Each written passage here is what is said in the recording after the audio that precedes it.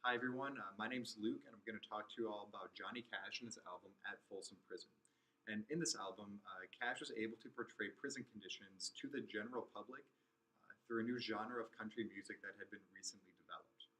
Now, Johnny Cash was born in 1932 to poor farmers out in Arkansas, and he lived a very difficult childhood. He had to work long, hard days in the field under the hot Arkansas sun. But even when he was working, music was always incredibly influential to him. Now, when he graduated high school, he joined the military, specifically the Air Force, in 1950. During his service, he was over in West Germany. But while he was over there, music again was incredibly influential and incredibly important to him.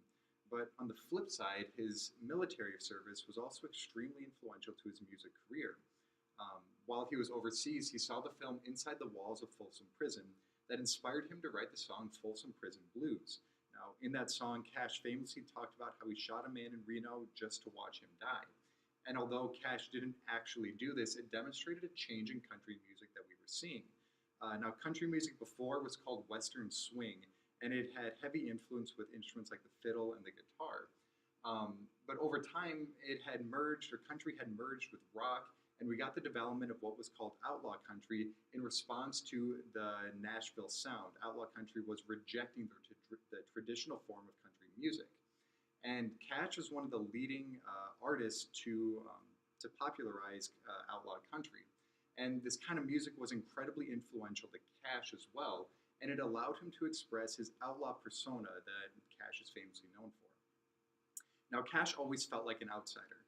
From the time that he was growing up in the poor Arkansas and working in the fields, he always felt like an outsider, and he was looking to express kind of this outsider and this outlaw persona that had developed over time. While he was performing, while he was on the road, he frequently abused drugs, spent a few nights in jail, and although he never did any hard time or any long stints in jail, he was still able to identify with the prisoners who had lost their freedom.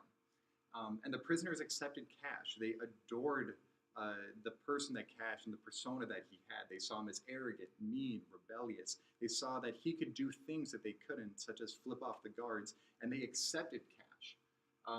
But in the meantime, while all this was occurring, it's in the light of the 60s, where we had the civil rights movement and the rights revolution that are always talked about. However, in the background, we saw the prison reform that was also occurring that's generally not talked about as much, but is important to this time nonetheless. Now, before the 1960s, prisoners were considered slaves of the state. They had absolutely no rights, and the living conditions inside prisons were absolutely abysmal, and they needed to be changed. And this began to change in 1964 with the Supreme Court ruling of Cooper versus Pate, where they ruled that prisoners could sue the state on behalf of their grievances, or of the grievances that they had. And this really gave prison inmates new rights. And this was the perfect time for an album. You had prisoner rights coming to the forefront with a new kind of country, an outlaw country, and the quintessential outlaw in Johnny Cash himself looking to speak of prison reform, and he was able to do this through his album At Folsom Prison. Now, this album has incredibly influential lyrics. In the song Folsom Prison Blues, he talks about how they can hear that whistle blowing and they just hang their head and cry. In 25 minutes to go, he says, well, he's waiting on that pardon with 9 minutes before the prisoner is hung. In Send a Picture to Mother, he's telling his family to say hello to Dad and to send a picture of Mother if they could. And in Greystone Chapel, he says that inside the walls of prison, his body may be, but the Lord has still set him free. Now, the subtext of this is incredible. In Folsom Prison Blues, when they're hanging their heads and crying, they're just longing for the freedom of the outside.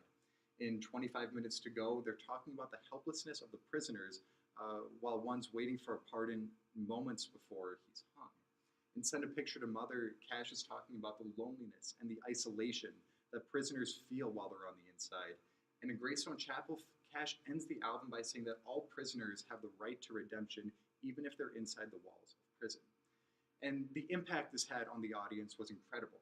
It talked about it caused the public to change their perception of prisoners, and it described the abysmal conditions that were inside prison, and it explained the need for reform that the public needed to adopt. And Cash continued to push for prison reform for the rest of his career. He testified in front of Congress in 1972, and he always remained an advocate for prison reform. So the album at Folsom Prison was incredibly influential, which is why it's important to this time period of the 1960s.